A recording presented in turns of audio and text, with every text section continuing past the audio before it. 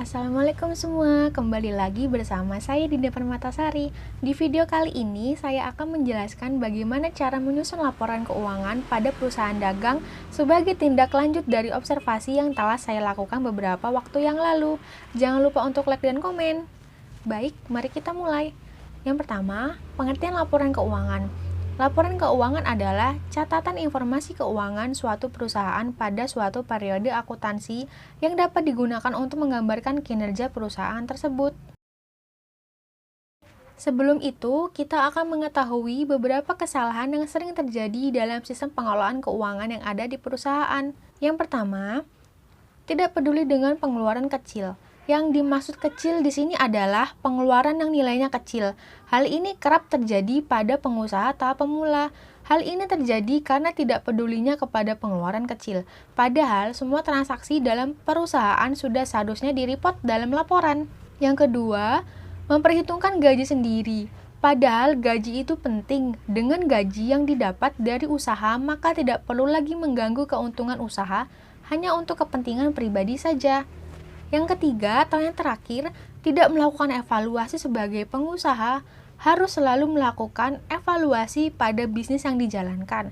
Sebab, jika tidak melakukan evaluasi, maka akan sangat sulit melihat kekurangan yang ada pada bisnis tersebut. Kemudian, kita akan mengetahui cara menyusun laporan keuangan untuk perusahaan dagang. Langkah pertama, menyusun neraca saldo. Hal ini sekaligus menjadi daftar rekening buku besar dengan saldo debit atau kredit dari perusahaan. Neraca saldo tahap pertama disebut dengan neraca saldo sebelum penyesuaian. Langkah kedua yakni menyusun jurnal penyesuaian.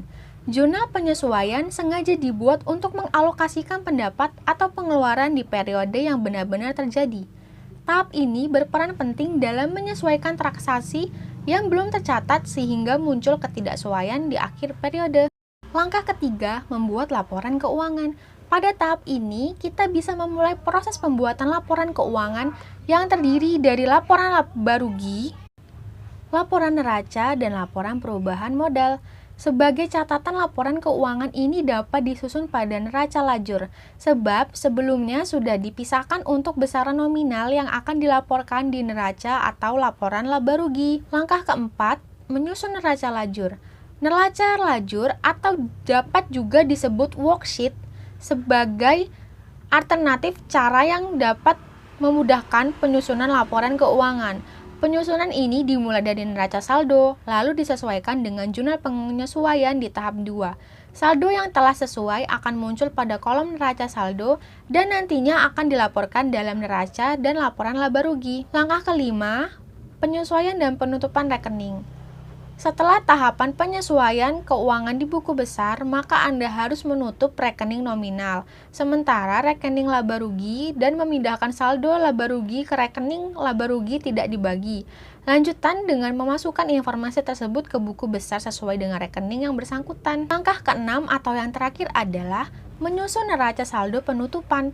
Di tahap akhir penyusunan laporan keuangan ini, nantinya akan diminta untuk melakukan pengecekan ulang pada keseimbangan debit dan kredit di rekening yang masih terbuka melalui neraca saldo penutupan, namun tidak termasuk nominal yang sudah ditutup.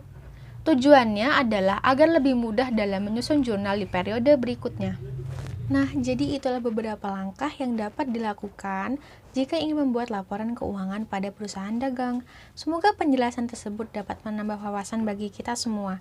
Terima kasih atas waktunya. Mohon maaf bila ada salah kata atau perkataan yang kurang berkenan. Wassalamualaikum warahmatullahi wabarakatuh.